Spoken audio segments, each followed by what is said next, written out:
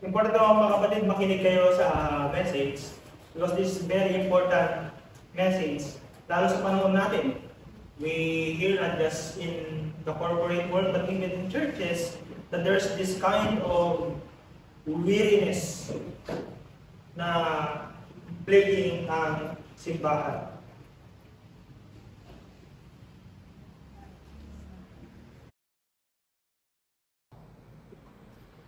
And therefore, this usapin patungkol sa Sabbath or pamamahinga, binabalik ko na Sabbath rest. So it's clear to us that Sabbath is about resting at ang Diyos mismo ang gumawa niyan. It then, very important sa atin na pag-usapan ang message na to because napapanahon siya. Hindi lang dahil ito yung susunod na part na ating study sa Mark, but I'm convinced, and you must be convinced too, that this topic on rest is vital na malaman natin na pag-usapan natin. At sana ma-embody natin so that the coming generations ay hindi na maulit yung ginagawang pagkakamali ng mga nauna sa atin. Now, binasa natin kanina yung passage. It is in Mark chapter 2 verse 23 hanggang 28. And we see here that our Lord Jesus Christ redefines Sabbath for them. Or sabihin natin, define what Sabbath really means. I say yung word naman na redefines because He's talking with the Pharisees. And these Pharisees have an understanding ng Sabbath na hindi naman talaga yung sinasabi ng Bible. Gawa-gawa lang nila iyon. And here's Jesus Christ speaking about what the Sabbath really is. And He has the power to do so because in the last verse ng binasa natin kanina, so the Son of Man is Lord over even of the Sabbath. Therefore, He has the power to redefine or to define what Sabbath really means. Sa ating pagpapatuloy, tayo muna ay manalangin, asking the Lord for understanding and a heart open to His Word. Father, we come to you in the name of our Lord Jesus Christ, asking you through your Holy Spirit to work in us, to give power to your word, so that like what Jesus Christ did in this scene, He challenged the notions, He challenged the traditions, at sinasabi niya ang katotohanan yung kung paano mo dinesign ang napakahalagang usapin patungkol sa araw ng pamahinga. So pangunahan niyo po kayo, Panginoon, nang sa gayon ay maintindihan talaga namin sa pamuhay namin. At maanyanya at ma-invite din namin ang iba na maranasan ang biyayang ito, ang regalong ito, para sa mga manampalataya. Kami dalangin sa pangalan ni Jesus. Amen. Again, very important na usapin, and this passage revolves around yun sa katotohanan na si Jesus Christ ay Panginoon ng Sabbath. At mga kapatid, kung nakita niyo yung takbo ng Mark chapter 1, chapter 2, paulit-ulit yan ang pagpapakita ng authority ni Jesus Christ. We've seen in Mark chapter 1 that Jesus Christ is authoritative in the inauguration of the kingdom of God because siya mismo ang Son of God. At siya yung tagapagtupad ng mga prophecy in the Old Testament. Doon pa lang clear na kung sino siya. No? Pero naipakita niya rin yung kanyang authority, ang Diyos mismo nagsabi mula sa langit and the Spirit descending upon Him. It shows who He is, the Son of God. And then makikita natin dyan na siya ay may authority over temptation. Hindi siya gumibin nung siya ay tinukso. No? Siya ay may authority over diseases. Nagpapagaling siya ng mga may sakit. May kapangyarihan din siya laban sa mga demonyo. May kapangyarihan siya laban sa mga non-living things. May power siya to order everything. May power siya to transform everything around Him because of who He is. At nakita rin natin dyan na sa pamagitan ng pagpapakita niya ng kanyang authority, eventually may mga nababangka siya ng mga traditions, ng mga religious leaders ng mga panahong iyon. Nakita natin yung tradition na pagpapagaling niya sa mga paralitiko. Sa fasting. In chapter 2, nakita natin dyan yung pakipag-fellowship niya sa mga sinners na hindi katanggap-tanggap sa religious tradition nila. So here is Jesus Christ our Lord constantly challenging the people about their mga dati nang pinaniniwalaan. Yung hino-hold nila na authoritative at dapat mong i-practice. At makita natin may mga reaction na iba't iba. May reaction na favorable, may mga reaction na antagonistic, talagang laban sa kanyang ipinapahayag. And that's the Lord Jesus Christ. Pinapakita niya yung kanyang authority. Eventually, this authority na naging clear sa mga disciples na ito nga yung Diyos, ito nga yung Messiah, nakikita kasi nila yung pagpapakita ni Jesus Christ ng power sa mga paligid-ligid nila, naging clear sa kanila. Eventually ending up in Jesus Christ dying. So Jesus Christ crushing their expectations that this is Christ who will reign over Israel again and make Israel great again. And Jesus Christ dying. But even then, the Gospel according to Mark shows us that even his death shows that Jesus Christ is the King of this most awaited kingdom. Bagay na naintindihan ng mga disciples later na. Now, dito naman, ito na yung sabihin natin, climactic na pag-challenge si Jesus Christ sa mga religious Pharisees. Because in this, may isang kaparehong pangyayari ito in Luke chapter 6. Halos parehas yan yung pag-challenge ni Jesus Christ sa Sabat. Yung usaping Sabat ay very, very nasa heart ng Judaism, especially the sect of the Pharisee. Nasa puso ng religious Pharisees, paniniwala nila. At ito, makikita natin na challenge si Jesus Christ ito. And this morning, my aim is to help everyone na encourage kayo, i-exhort kayo to long for the rest na meron na kayo mga kapatid kay Kristo and long for more and not settle for just performing some kind of religious activities, but that you may have the real one na by faith ay meron na kayo. This is not like the message I delivered about sa Hebrew. If you can remember the entering to the Sabbath, iba ito. About Sabbath pa rin, but it's more of the Jesus Christ teaching about Sabbath. Those who are in Christ ay meron ng Sabbath. Very clear yan sa Hebrews. But in here, yung usapin ay patungkol talaga sa pagiging Lord ni Jesus Christ. Sa kapangyarihan niya to order what must happen during Sabbath days. Anong dapat nangyayari doon? Anong dapat mga ino-observe? No? Contradicting doon sa tinuturo ng mga, makikita natin sa kwento, mga Pariseo in verse 24.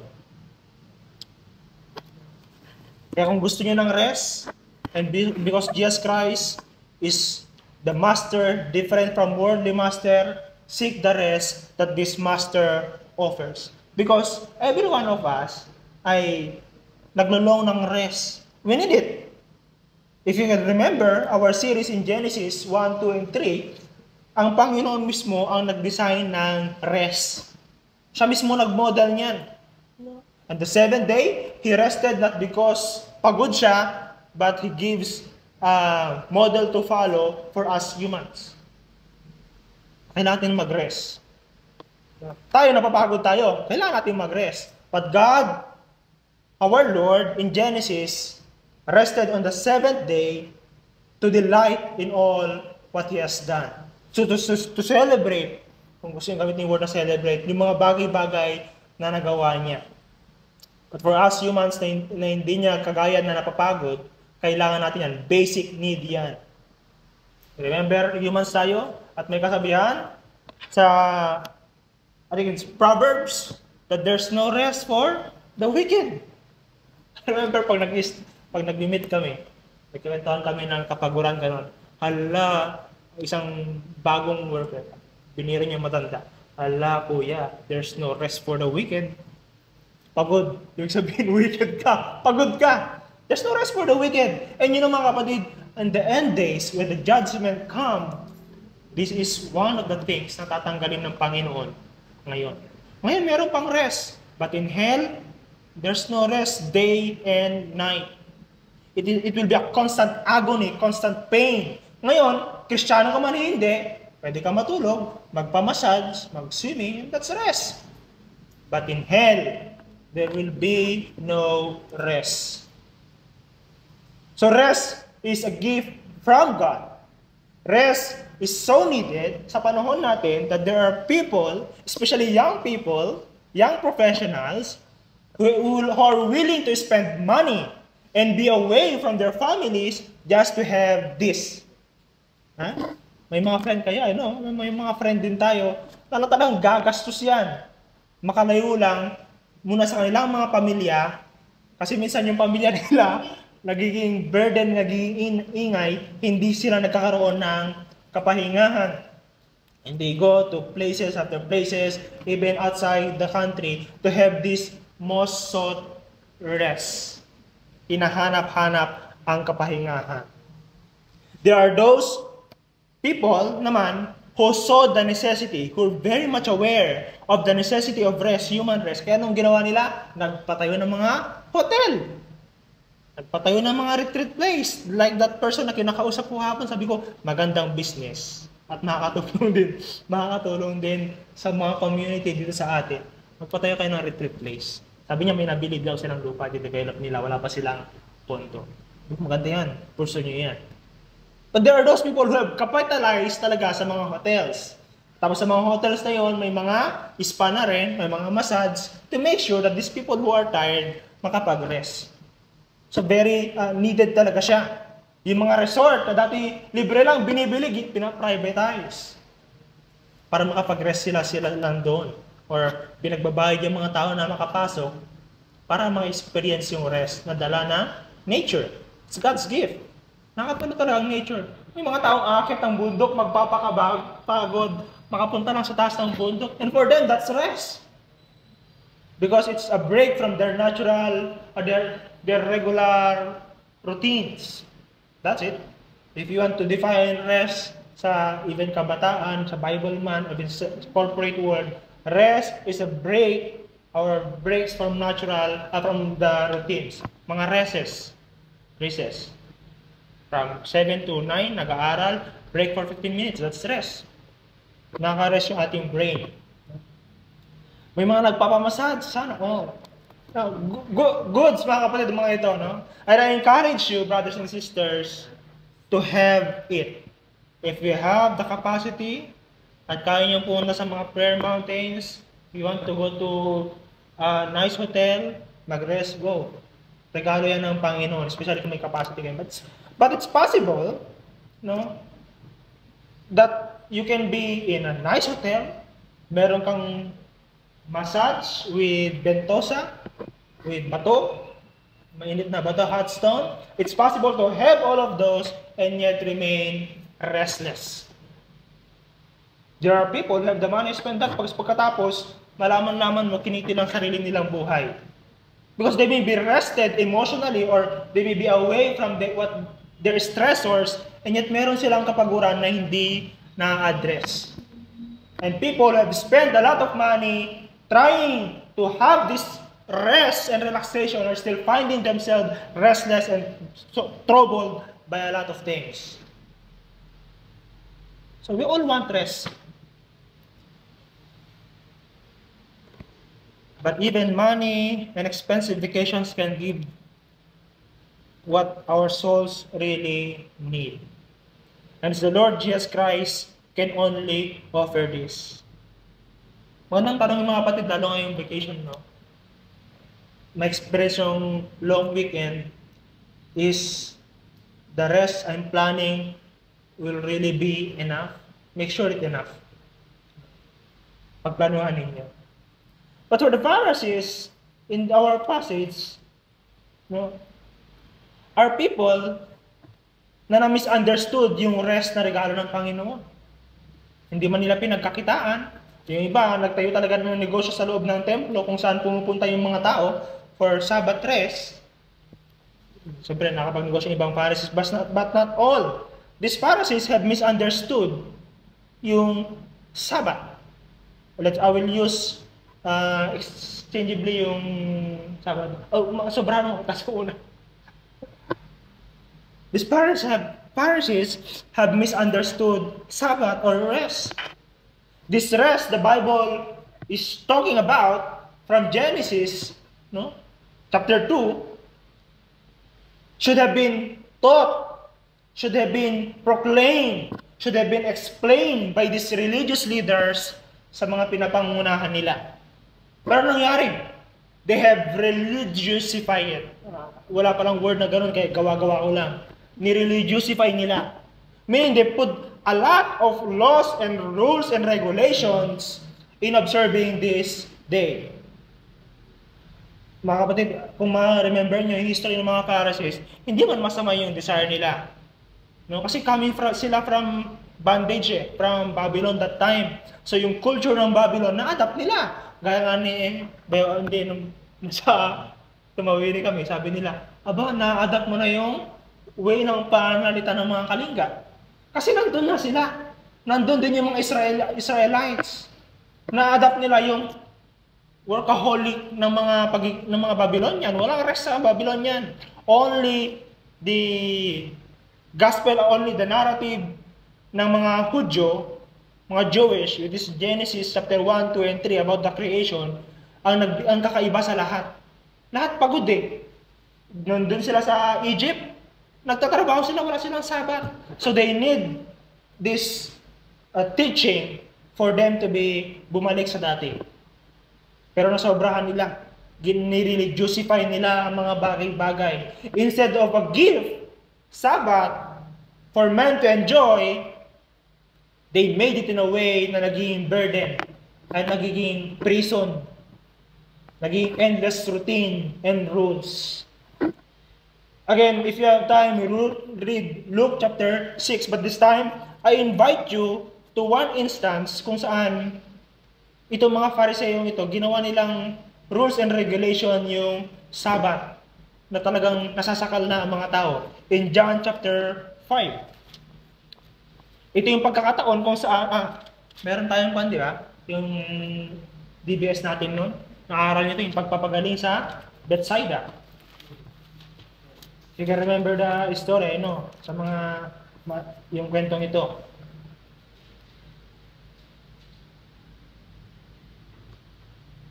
Sa kwentong ito, makikita natin na si Jesus Christ, pinagaling niya ang isang lalaki na for 38 years. For 38 years ay paralyzed. At nandun sa pool sa Bethsaida, if you can remember, nandun siya because of the kwento na once in a while, merong anghel mula sa langit na bumaba at kinakaukaw yung tubig. At yung sino mang unang makakapunta roon ay gagaling. Pero ang problema niya, paralyzed siya. So kaya for 38 years, hindi natin alam kung for 38 years na nandun siya, sabihin natin for how many years na nandun siya, hindi siya makaunang-una doon sa may pool. And then, pinagaling siya ni Jesus Christ. Sabi ng Panginoon sa Kristo, verse 8, get up, take up your bed, and walk. And at once the man was healed, sabi ni John. Tapos nakita doon ng mga Pariseyo. Nakita nila na yung tao nagbubuhat ng kanyang bed. At na-outrage sila doon. For 38 years, obviously kilala nila yung paralyzed. Yung 38 years yun na paralyzed na nandun lang how many years. Sabi nila, anong ginagawa mo? Hindi mo ba alam na Sabat ngayon? At hindi tama na buhatin mo ang iyong higaan? It's work. You're taking your bed and you're walking. Pero sabi niya, ang taong nagpagaling sa akin, you see, for 38 years, I've been paralyzed. I cannot walk. I cannot enjoy the way you enjoy things. I cannot travel to the mountaintop and see the beautiful scenery of this city. And you can enjoy that. For 38 years, wala akong ganon. And right now, I have this strength to walk around and carry my bed. At yun talagang big deal sa inyo? Well, these person who said to me, "Rise up, take up your bed, and walk." Sinunod ko siya. Ako'y nakapaglakad. Then later, nang nangyari yon, yung mga Pharisees and Sadducees, they met up with the Herodians, mga makabayan. They planned to kill Jesus. Nagplot na sila. Nagsimula na sila ng kanilang propaganda. Propaganda sa garment, no? Propaganda to kill the Lord Jesus Christ. You see? Imbes na mag-rejoice sila, imbes na masaya sila, kasi gumaling na yung lalaking yon, ang iniisip pa rin nila yung kanilang rules and regulation na wala sa Biblia. If you go to Matthew, binanggit ni Jesus Christ, go and learn this. I desire mercy and not sacrifice. My desire is mercy and compassion. Inaawit natin nga na, how sure is compassion for us? How deep is His love? These Pharisees don't get it. They are trapped into the endless routines and rules of their old religion. Sinusubukan nilang ipasok din yung mga tao doon. You know, religion, okay na, yung muna. Religion, if you are not careful, may kagandahan mga kapatid, but ang nangyayari, like here, if you're not careful, can rob us of rest. And in turn, because it rob you of rest, your religiosity, you will rob others. You will demand things sa mga ibang tao, ng mga bagay-bagay na hindi naman talaga. Like the Pharisees, we can turn the gift of God into burdens. So be very careful. Our doctrines are very important. We must study them. We must delight in them. Pero sana, ang naging end dito, when we deal with people, we will become more compassionate, merciful, loving. Doesn't mean tolerant. Iba yun. Iba yung pagiging tolerant sa kamali nila. Now, the Pharisees, they had their history na dinisign nga yung kanilang law na maganda to preserve the purity of the Jewish faith. But in trying, listen, in trying to preserve the purity of the Jewish faith, sila ay na-caught up in the act of preserving it rather than in the act of being drawn near to God. They become more legalistic and they miss it. For all the laws and the programs na meron sana sila are meant to keep them pure, and from purity is not the end. So they will be pure so that they can enjoy an uninterruptible relationship with God and with each other. Yun ang design nun eh. That's why when you study theology and doctrine sa mga kapatid, be sure, you ask yourself, is this teaching making me more pure? Or sabi natin, makes me long for holiness? Makes me long for God Himself? Is the teaching frees me, pinapalaya ako sa mga bagay-bagay na nakapagbilang ko sa aking konsensya, sa aking dami, sa aking kaisipan? If not, think again. Now, how prone tayong mga tao na yung mga gandang katuruan ng Biblia ay i-religiousify natin, and then tayo naman nagiging legalistic sa iba.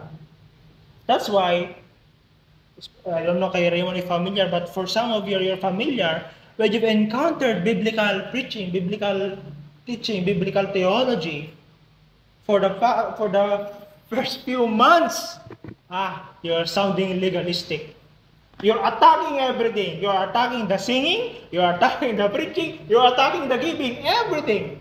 That's why the people, nakasakasama mo dati, na saya-saya magsamba, wala na, malungkot na sila. Because there's disturbance na kinokos mo, or kinos mo.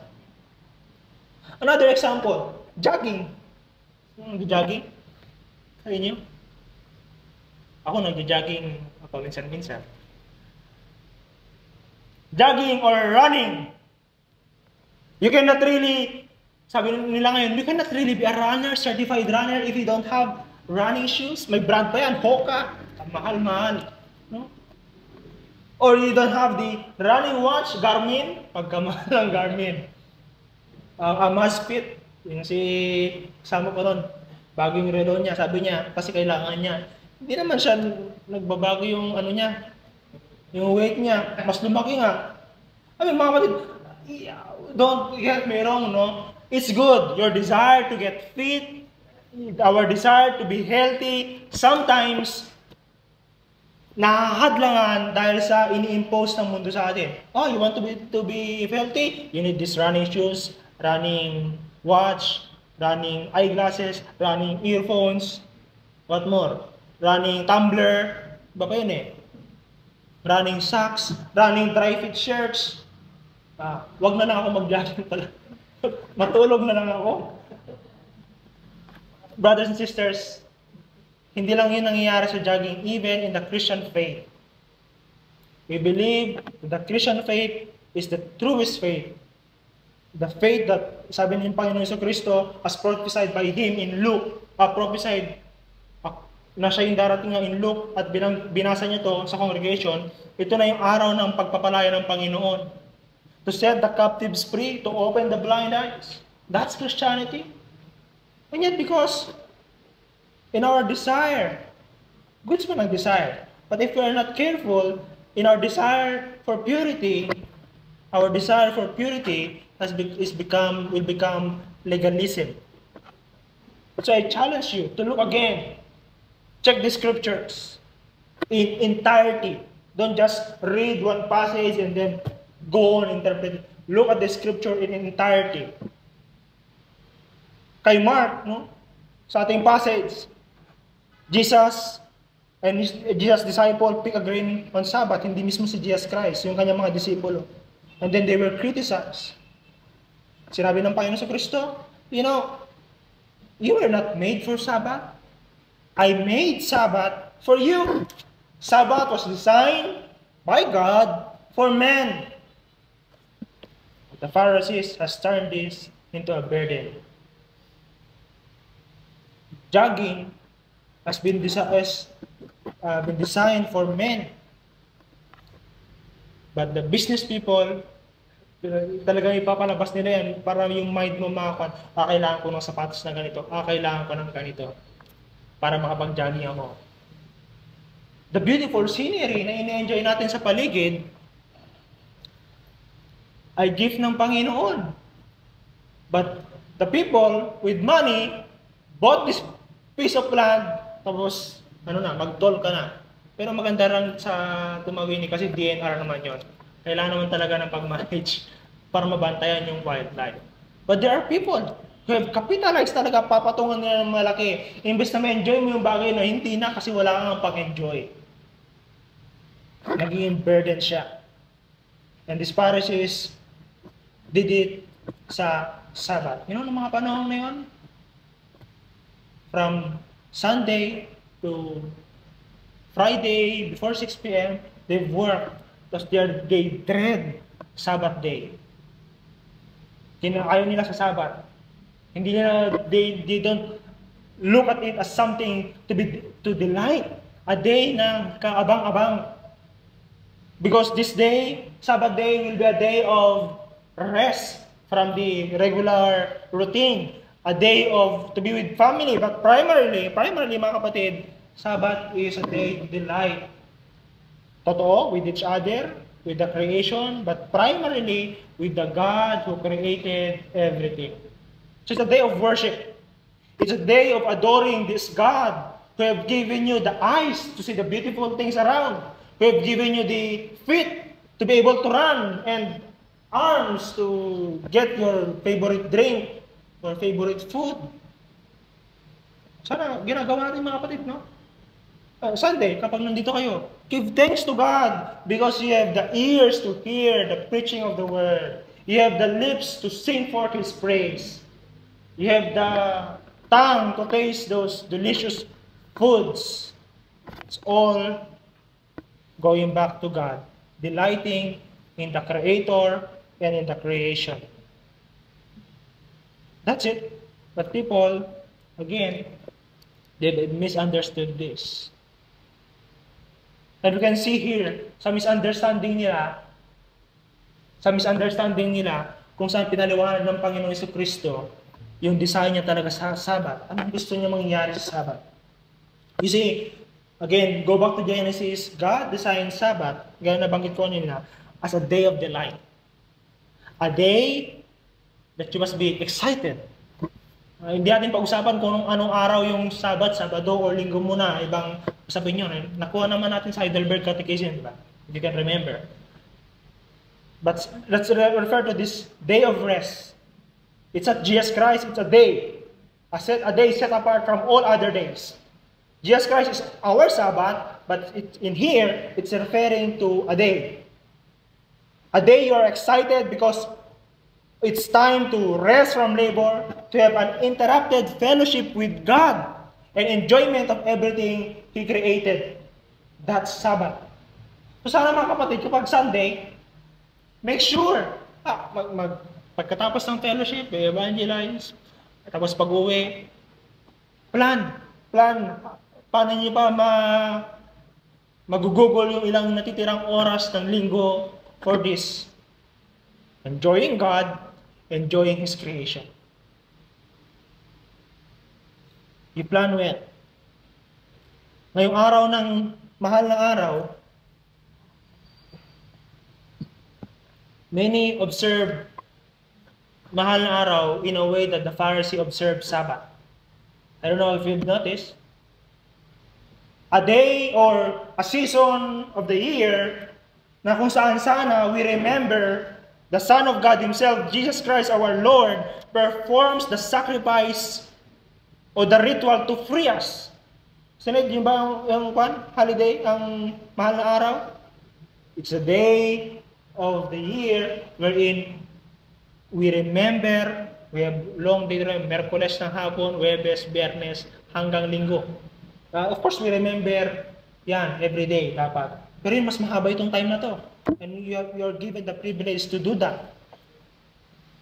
But people, sa panahon natin ngayon, imbes na remembering that act of freeing these slaves, dying for sins, Jesus Christ, para hindi nila maging alipin ng kasalanan, it has become a day of rituals and rules.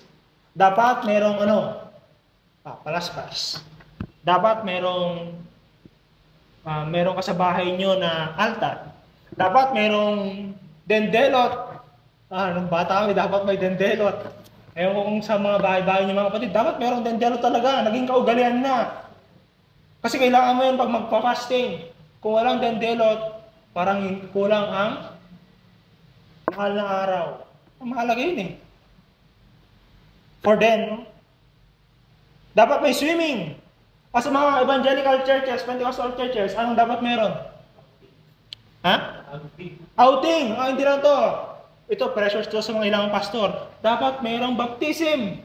Kung walang baptism, pastor, anong ginawa mo? Naging pressure siya. Kinakatakutan ng mga pastor na ilan kasi pagtatalo talaga yan. Tapos dapat meron kang ibabaptize. Kahit hindi naman talaga na-convert, hindi naman na-regenerate, basta may program lang tayo na baptize. That's not how the Lord designed these things, brothers and sisters. It should be a day of grace and gratitude sa Panginoon. It should be a week of remembering and rejoicing. I no longer have to fear. I am a child of God. Jesus Christ died for me. I once were ako'y dati kaaway ng Panginoon, ngayon ako'y kanyang kaibigan at tinatawag na anak ng Diyos. This rest that God designed is a felt rest. Mga kapatid, ito yung sinasabi sa inyo, what we teach here is not, sana hindi lang maging theoretical, only here. It's a felt rest. It's something that you will know. Because Jesus Christ our Lord, if you go back to His Word in Mark chapter 11 verse 28, it's very clear that this rest that He offers is the kind of rest that you will feel, that you will know for sure. Sabi niya, ganito, Come to me, all who labor and are heavy laden, and I will give you rest. In verse 29, take my yoke upon you and learn from me, for I am gentle and lowly in heart, and you will find rest for your souls. For my yoke is easy and my burden is light. And then if you read continually, mga kapatid, what happens in Matthew chapter 12, it's there the teaching, Jesus is the Lord of the Sabbath. Galing, no? Jesus Christ offering the real rest. The rest that you need. The rest, example, kahapon, di ba? Nakapag-rest na ba kayo dun sa outing, yung mga galing sa kuweba? Nakapag-rest ka mentally kasi masaya, nakapag-break, napuyat pa kayo kasi nagkwentuhan kayo. Pero naka-rest kayo on some part of your human being, at least mentally, naka-break. But physically, you're not rested, you're tired. But here, Jesus Christ is not just offering a kind of physical rest, a mental rest, it's kind of a holistic rest. It's a rest for your soul. It's an invitation.